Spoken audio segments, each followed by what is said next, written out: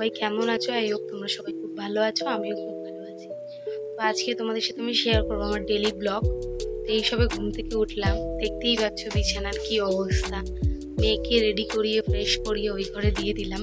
এখন আমি ফ্রেশ হবো, তারপর তোমাদের সাথে কথা বলছি।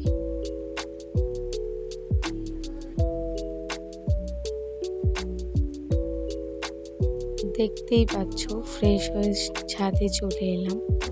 অনেকগুলি কাঁচা ছিল, তো ছাদে আমি কাপড় জামা খুব একটা কাচতাম না, কিন্তু এখন কাচ্ছি রোদের জন্য। ওখানেই কেচে মেলে আসি, তো সুবিধা হয়। তো মেলাও হয়ে গেল, আমি তাড়াতাড়ি করে আসছি কারণ আমাকে রান্নার দিকটা একটু দেখতে হবে।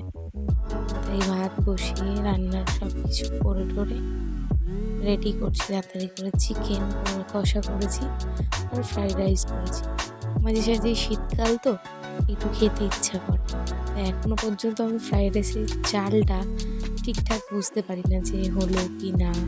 তাই জন্য মাকে বলছি যে মা তুমি একটু চালটা দেখে দাও, দেখে দিলে আমি বুঝতে পারবো।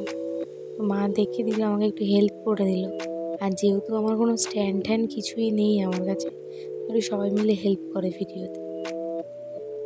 তো এইখানে রাত্রেবেলা আমাদের পাড়ার একটা কাকার বার্থডে ছিল, তো সবাই মিলে একটা কেক এনে ওই কাটাকাটি হচ্ছে, আনন্দ করছে। এটা কেক কেটে, মানে এটা শুধু ওনার বলেই না, প্রত্যেকজনেরই বার্থডে আমরা এইভাবেই সেলিব্রেট করি, খুব মজা হয়। তারপর তো তাড়াতাড়ি ঘরে চলে এলাম, এসে ডিনারটা কমপ্লিট করে ফেললাম।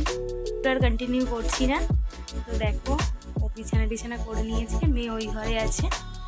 তো কালকে দেখা হবে আবার।